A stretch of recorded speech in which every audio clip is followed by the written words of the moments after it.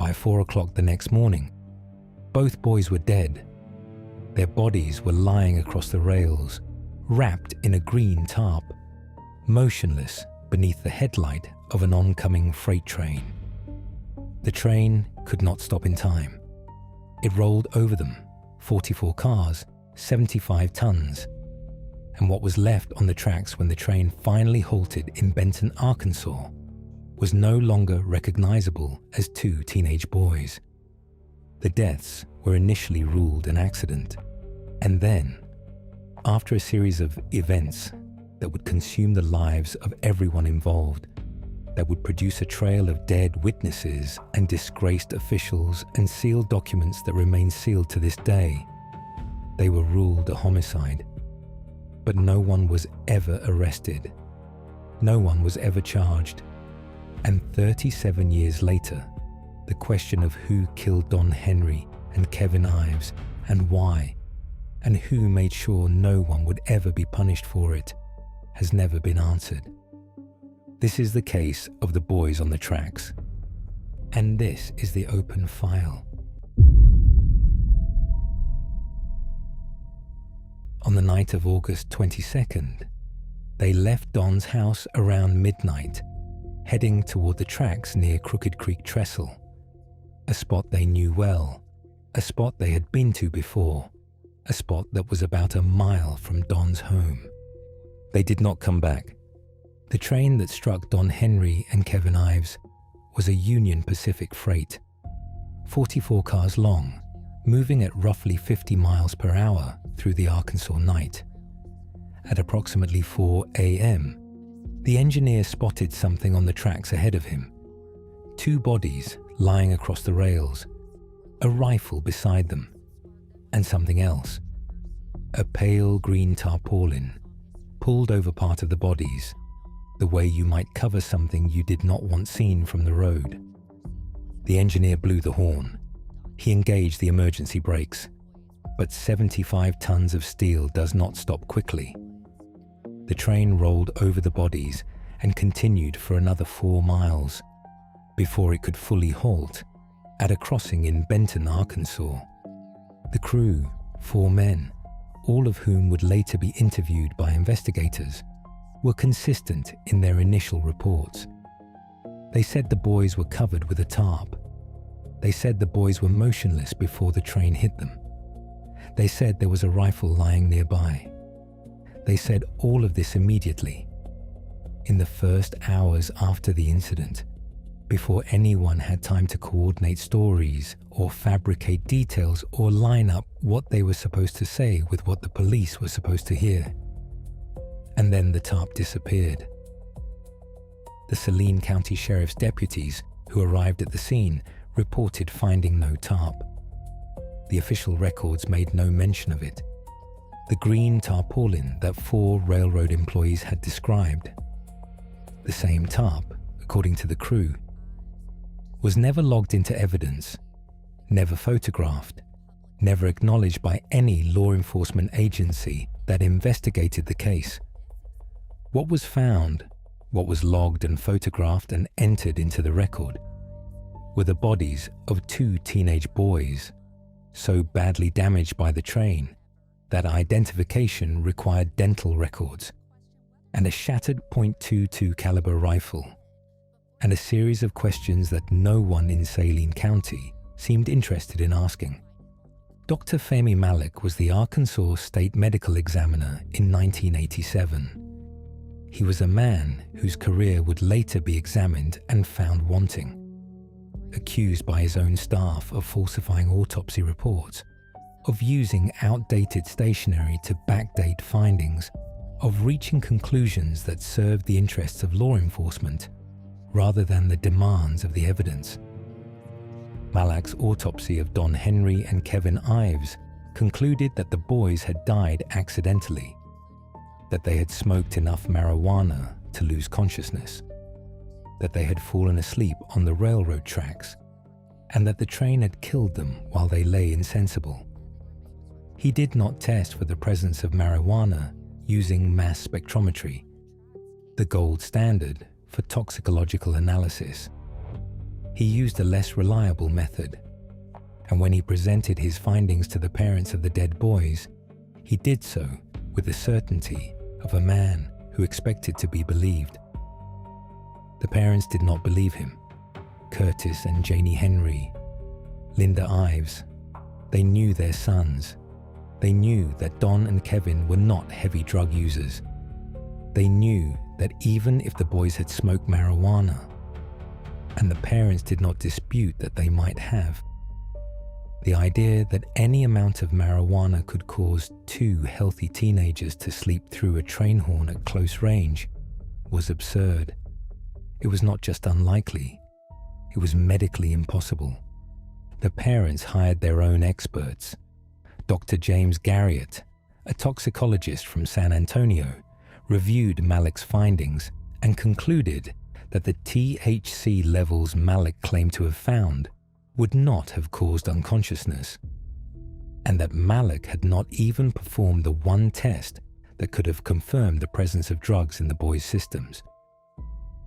Dr. Arthur McBray, a toxicologist from North Carolina, called Malik's conclusions very bizarre and said he had never heard of anyone losing consciousness from exposure to any amount of THC.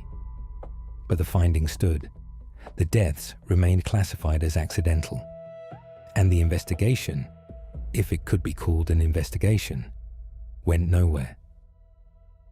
The sheriff, James Steed, told the local newspaper repeatedly that there was nothing at the tracks to suggest anything other than a strange accident. He refused to allocate funds for further investigation. He refused to pursue leads. And when the parents hired an attorney, Dan Harmon, the Saline County prosecutor, they were told that the only way to get a real investigation was to stop criticizing the sheriff. They agreed. They withdrew their criticism. And the investigation they got in return was worse than nothing. The second autopsy was performed by Dr. Joseph Burton, a respected medical examiner from Georgia. What he found overturned everything the state of Arkansas had claimed about the deaths of Don Henry and Kevin Ives. Kevin Ives had been stabbed. The wound was in his chest. It had been inflicted while he was still alive. The tissue around the wound showed the kind of biological response that only occurs when the heart is still beating. Someone had driven a knife into Kevin Ives' chest, and then someone had carried his body to the railroad tracks and laid it across the rails. Don Henry's skull had been crushed, not by a train. The pattern of the fractures was inconsistent with the kind of damage that a locomotive wheel produces. The damage was consistent with blunt force trauma, the kind of injury that occurs when someone strikes another person in the head with an object repeatedly, with enough force to kill them. Don Henry had been beaten to death, and then his body had been placed beside his friends on the tracks. The THC levels, when retested using proper methodology, were negligible, the equivalent of 1 or 2 marijuana cigarettes. Not enough to cause unconsciousness, not enough to cause impairment, not enough to explain why 2 boys would lie down on active railroad tracks and let a train run over them. The entire basis for Dr. Malik's initial finding, that the boys had smoked themselves into a stupor and died by accident, was not just wrong. It was contradicted by the physical evidence on the bodies themselves. The grand jury heard Burton's testimony in April 1988. The jurors also heard from the train crew, who repeated, under oath, what they had been saying since the night of the incident. The bodies were covered with a tarp. The bodies were motionless. The boys were already dead when the train hit them. The grand jury ruled the deaths a probable homicide. Later, after more evidence emerged, that ruling was upgraded to definite homicide. Don Henry and Kevin Ives had been murdered. The question that remained, the question that has never been answered, was by whom and why. The investigation into the deaths of Don Henry and Kevin Ives was not merely incompetent. It was, according to multiple investigations and the 1999 book by journalist Mara Leveritt, actively sabotaged. Sheriff James Steed told the parents that he would investigate if they stopped criticizing him. They agreed. He then lied about where he had sent the boys' clothing for forensic examination. He told the families and the court that the evidence had been sent to the FBI laboratory in Washington. In fact, he had sent it to the Arkansas State Crime Lab, a facility with fewer resources, less independence, and closer ties to the very officials whose conduct was under scrutiny. The FBI never received the clothing. The analysis that might have found trace evidence, DNA, fibers from the tarp, was never performed. Dan Harmon was the Saline County prosecutor, the chief law enforcement officer for the county.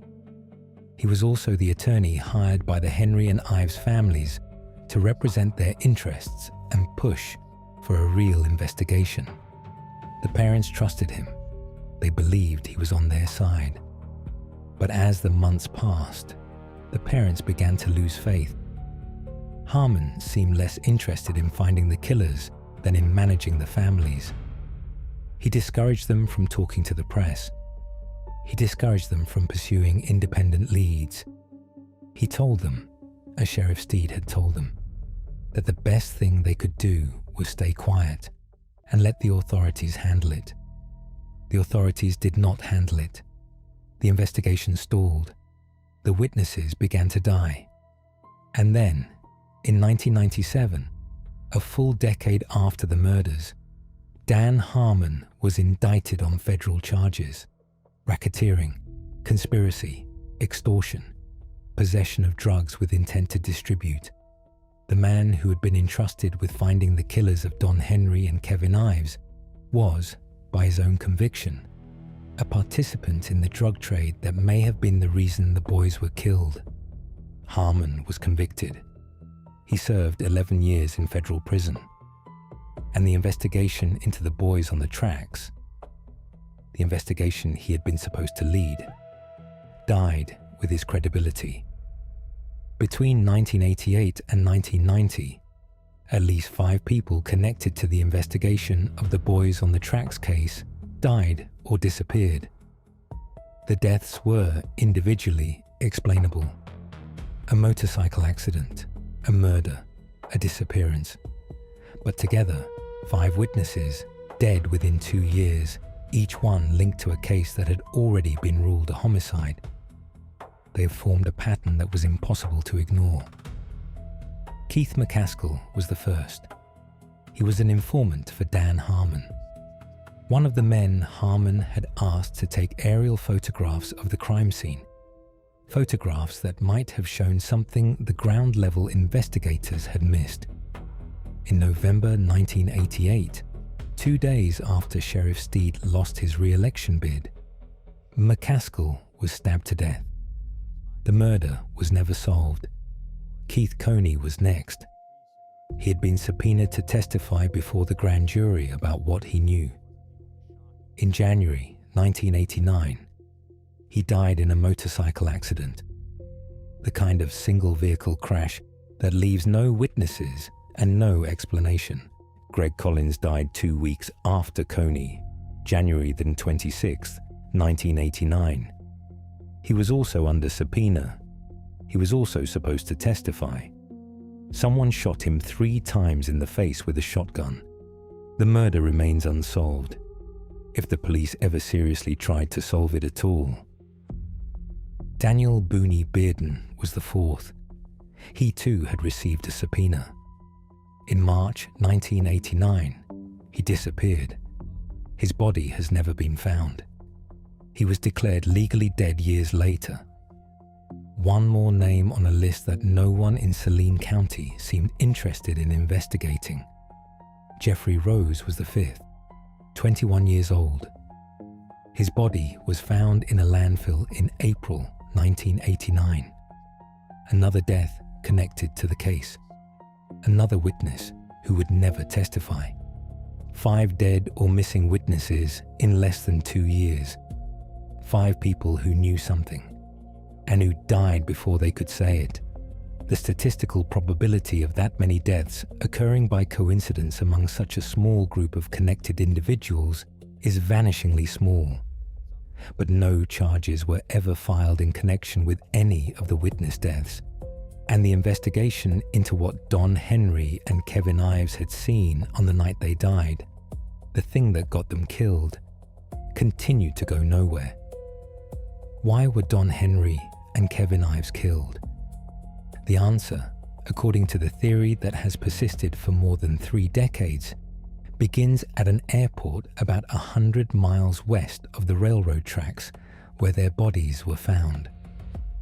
Mena Intermountain Municipal Airport sits in Polk County, Arkansas, a remote airstrip in a remote part of a state that, in the 1980s, had become a transit point for one of the largest drug smuggling operations in American history.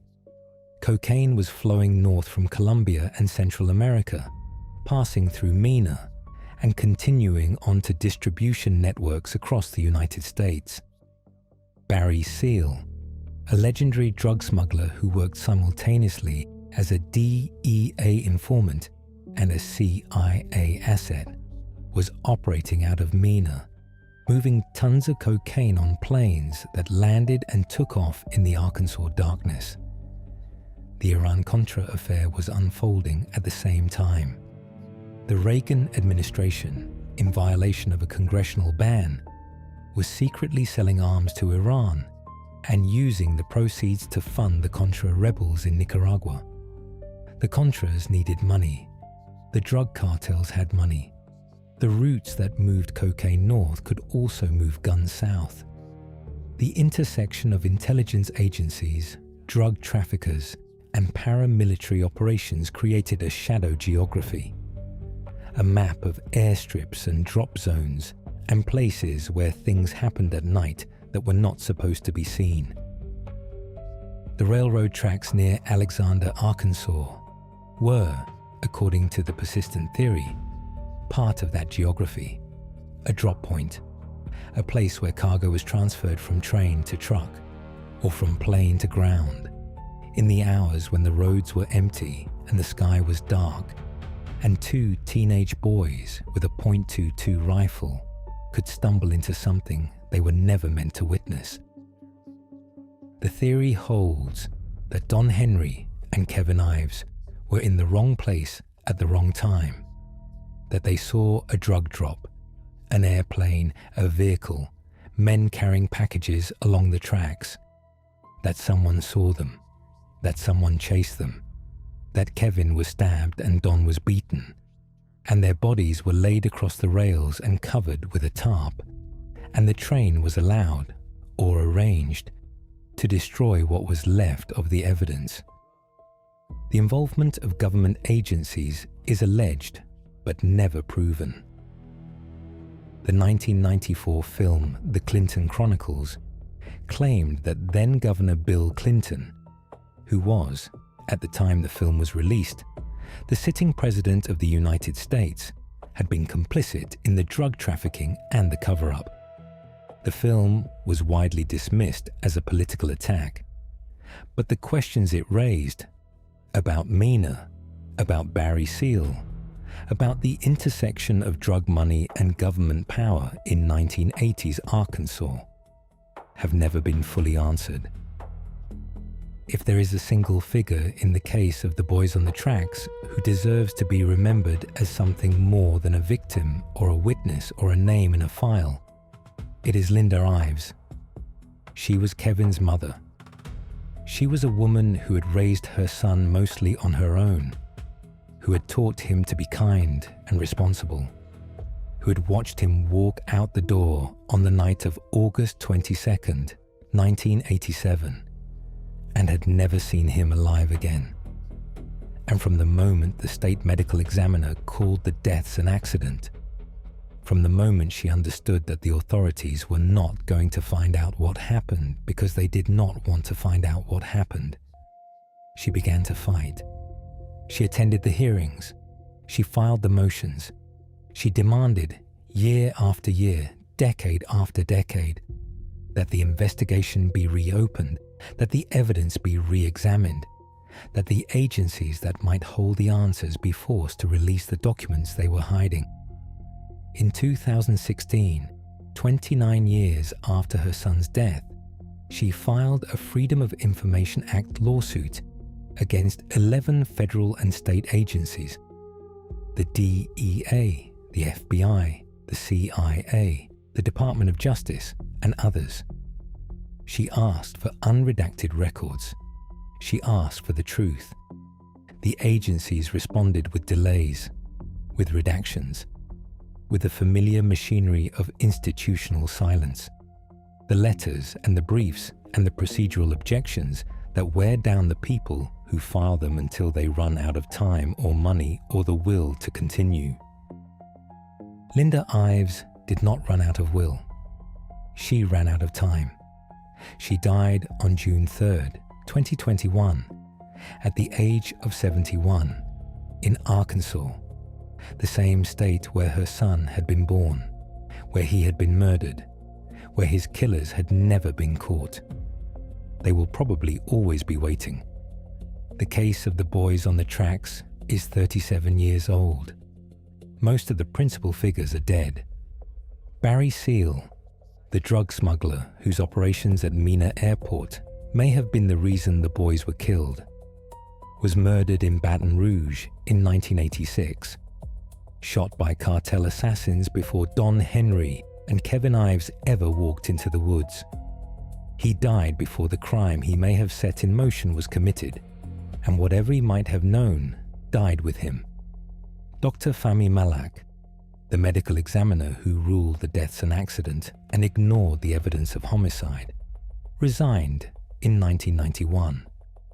He died years later, his reputation stained by the accusations of his own staff, his findings in multiple cases called into question, his role in the Boys on the Tracks case an indelible part of his legacy. Sheriff James Steed lost his re-election bid in November 1988, 2 days before the first of the witnesses was murdered. He died without ever explaining why he had refused to investigate the case, why he had lied about the evidence, why he had been so determined to call a double homicide a strange accident. Dan Harmon, the prosecutor who was supposed to represent the families and instead was convicted of drug trafficking and racketeering, was sentenced to 11 years in federal prison. He served his time. He was released. He died on September 22, 2023, at the age of 78. He never explained what role he played in the deaths of Don Henry and Kevin Ives, or what he knew about who killed them, or why he, the chief prosecutor for Saline County, had been involved in the same drug trade that the boys were allegedly murdered for witnessing. Bill Clinton, who was governor of Arkansas when the boys were killed, who was president when the Clinton Chronicles alleged he had been complicit in the cover-up, who has always denied any knowledge of or involvement in the case, is still alive. The documents that might show what his administration knew about Mena and the drug trafficking and the deaths of 2 boys in Saline County remain classified or redacted or simply missing. The files are sealed. The witnesses are dead. The weapons, the knife that stabbed Kevin Ives, the object that crushed Don Henry's skull, were never found. The green tarp that covered their bodies was never recovered. And the silence, the same silence that greeted Linda Ives every time she asked a federal agency for answers, has settled over the case like a lid closing over a box that no one is allowed to open. The tracks are still there. The trains still run. The woods around Crooked Creek Trestle still look like they did in 1987. Dense and dark and full of the ordinary sounds of an Arkansas night. If you stand at the spot where the bodies were found, you can hear the approach of a train from a long way off. You can feel the vibration in the rails. You can see the headlights sweeping around the curve. You would have to be dead, or unconscious, or incapacitated, not to move. Don Henry and Kevin Ives did not move. The train crew said they were motionless. The second autopsy said they were dead before the train reached them. Kevin stabbed, Don beaten, their bodies laid across the rails and covered with a tarp. An arrangement designed to make murder look like misadventure. Who did it?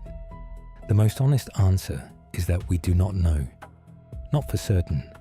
Not in the way that holds up in a court of law. Someone involved in the drug trade that passed through Mena Airport. Someone who was working with Barry Seal, or with Dan Harmon, or with one of the other figures whose names appear in the files that remain sealed. Someone who saw two teenage boys in the wrong place at the wrong time and decided that their lives were worth less than the secret they had stumbled onto. Who covered it up? That question is easier to answer. The state medical examiner who falsified an autopsy report, the sheriff who refused to investigate and lied about the evidence, the prosecutor who was later convicted of drug trafficking, the federal agencies that have fought every request for documents, that have redacted every page, that have treated Linda Ives's 34-year crusade as an inconvenience to be managed rather than a crime to be solved. And why has no one been punished? Because the people who might have been punished are dead, or protected, or powerful enough that the machinery of accountability has never been applied to them. Because the case is old and the witnesses are gone, and the evidence has been lost or destroyed or sealed in archives that no one outside the government is allowed to see. Because it is easier, it is always easier, to let a 37-year-old crime stay unsolved than to confront the possibility that the people who were supposed to solve it were part of the problem. What remains is the weight carried by the families. What is left of them after 3 decades and more of grief and frustration and the slow erosion of hope. The weight carried by the community in Saline County. The people who remembered 2 teenage boys who were kind and quiet and loved the woods, who still drive past the tracks and think about what happened there. The weight carried by everyone who's read Mara Leverett's book, or watched the Unsolved Mysteries segment, or encountered the case in some other way. The knowledge that 2 children were murdered and no one was ever held to account. That the apparatus of justice was turned against the victims and not the killers. That the truth is known by people who will never be forced to speak it. There is a word for that. It is not conspiracy. It is not cover-up. It is not mystery. It is something simpler and heavier and harder to carry. It is injustice. It is the thing that remains when the state fails to protect the innocent and then fails to punish the guilty. It is the thing that Linda Ives spent 34 years fighting. Not because she believed she would win, but because she believed her son deserved more than silence. Don Henry was 16 years old. Kevin Ives was 17. They walked into the woods on a Saturday night with a .22 caliber rifle and the ordinary confidence of boys who believe the world is safe because it has always been safe before. They saw something, a plane, a vehicle, a transaction, a crime that they were never supposed to see, and they died for it, and no one has ever answered for it. And sometimes in cases like this, that silence is all that remains.